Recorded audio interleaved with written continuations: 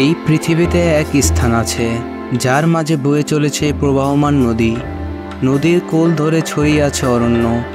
Rain forest হচ্ছে পৃথিবীর হৃদয়, যেখানে জীবনের প্রতিটি স্পন্দন একে অপরের সাথে সঙ্গীতের মতো মিলে আছে, যেখানে রয়েছে 10,000 প্রজাতির উদ্ভিদ।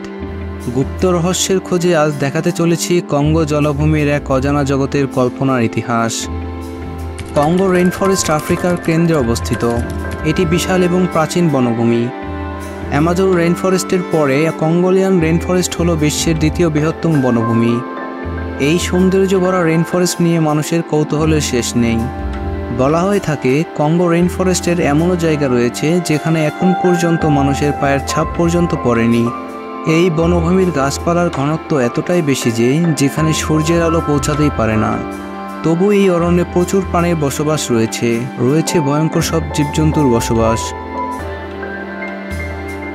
এই বিশাল বনভূমিতে সব মিলে 150টি জাতিগোষ্ঠী বসবাস করে। তাদের জীবন ও ভাগ্য প্রকৃতির সাথে গভীরভাবে জড়িয়ে থাকে। আধুনিক যুগে কঙ্গো রেইন ফরেস্ট বন উজাড় এবং খনিজ সম্পদ আহরণের জন্য ধীরে ধীরে বিপন্ন হয়ে যাচ্ছে। হারিয়ে যাচ্ছে বনভূমির সৌন্দর্য। অবৈধ খনন এবং বনভূমি পরিবর্তনের কারণে স্থানীয় জনগণের জীবনযাত্রার মান ক্ষতির সম্মুখীন হচ্ছে।